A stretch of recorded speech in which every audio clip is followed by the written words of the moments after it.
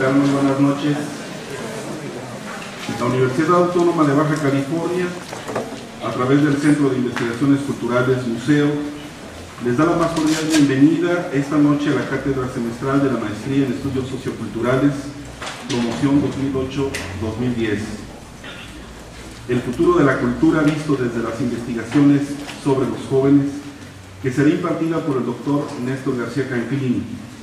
El propósito de la conferencia es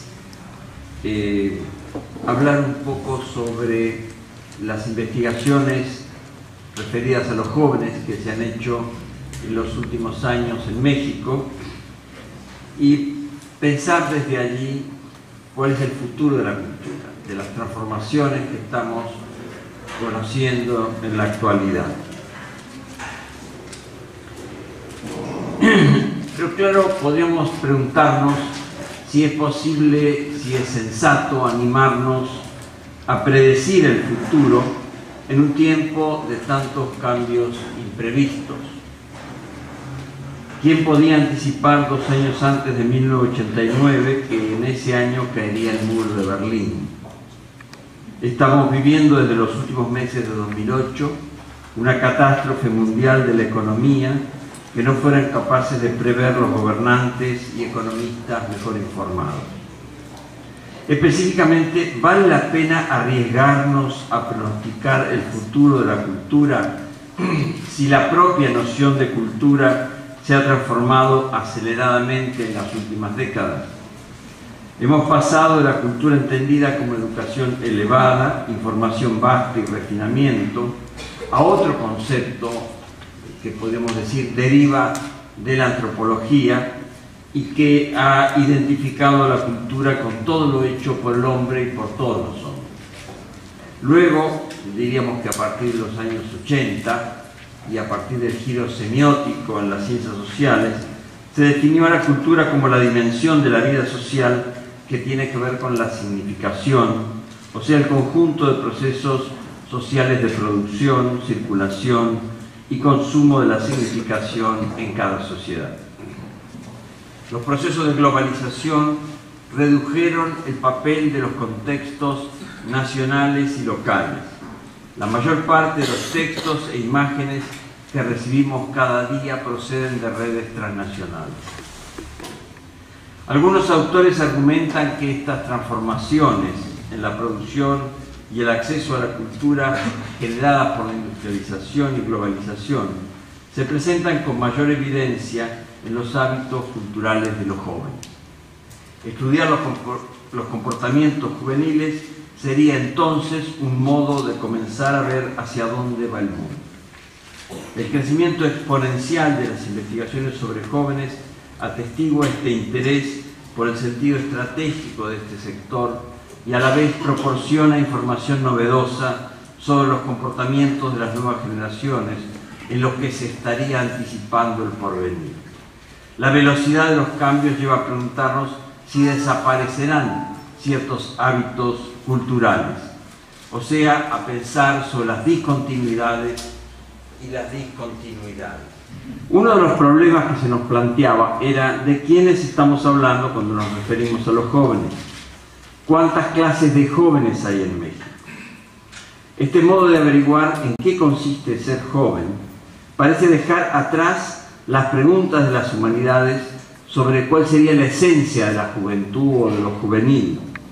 Incluso este modo de preguntar cuando nos referimos a los jóvenes, cuántas clases de jóvenes, está yendo más allá de las investigaciones que durante mucho tiempo hubo en las humanidades y las ciencias sociales, especialmente los estudios demográficos y estadísticos, donde se discutía sobre todo qué periodo de la vida estamos abarcando en la definición. Algunos se refieren como jóvenes a la población de 12 a 25 años, otros a la de 18 a 29, otros llevan hasta los 35 años la juventud o hacen otras combinaciones numéricas.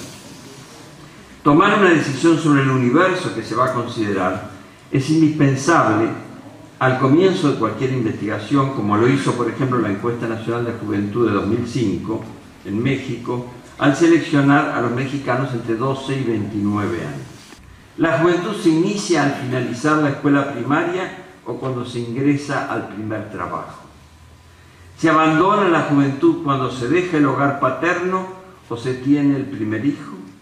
Estas incertidumbres acerca del comienzo de la juventud o de su final se deben a la variabilidad de los acontecimientos de tránsito en las sociedades actuales. Es necesario, por tanto, identificar las condiciones de trabajo, de competencia, de individualización o de resistencia en las que sectores de los jóvenes van diferenciándose, prolongando su juventud como estudiantes permanentes, acortándola debido a la violencia o porque las jornadas laborales intensivas desgastan sus habilidades físicas, convirtiéndolo prematuramente en jóvenes viejos, jóvenes empleados y desempleados, indígenas, rurales, pandilleros, rockeros, punks, emos y muchos más. Otra pregunta: ¿en qué sentido podemos decir que los jóvenes anticipan el futuro? ¿Se viven ellos como avanzada del porvenir? Nunca fue convincente la frase que sostenía: los jóvenes son el futuro. Ahora muchos están en los carriles centrales de la vida contemporánea.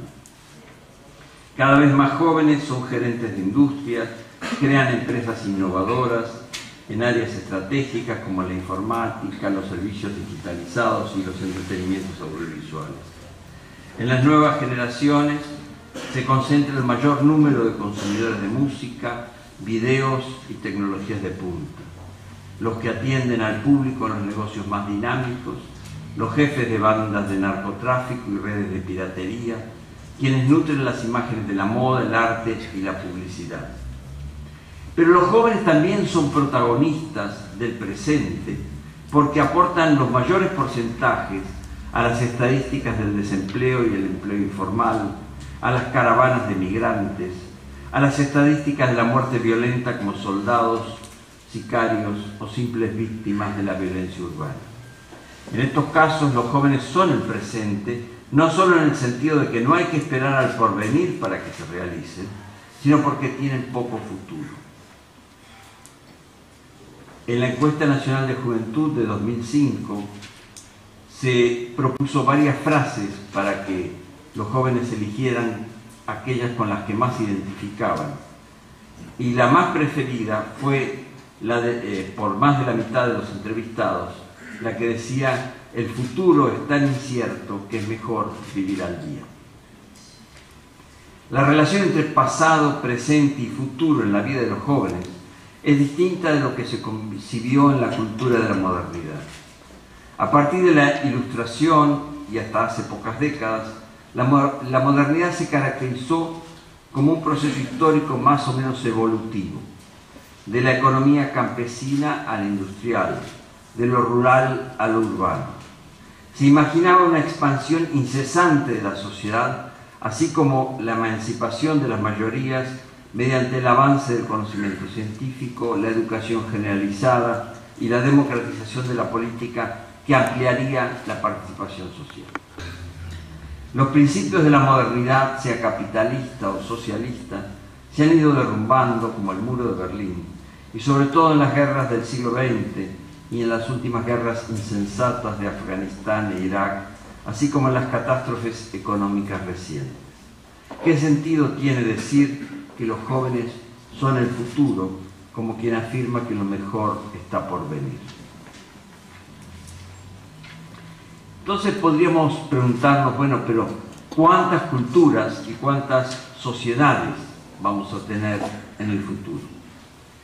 Las investigaciones internacionales sobre jóvenes muestran que vivimos varios tipos de modernidad y organización social y cultural simultáneamente. Esta diversidad de presentes y por tanto de futuros se manifiesta cuando vemos cómo consiguen trabajo los jóvenes, cómo y dónde obtienen lo que necesitan para consumir, cómo valoran a los políticos y a quienes toman decisiones.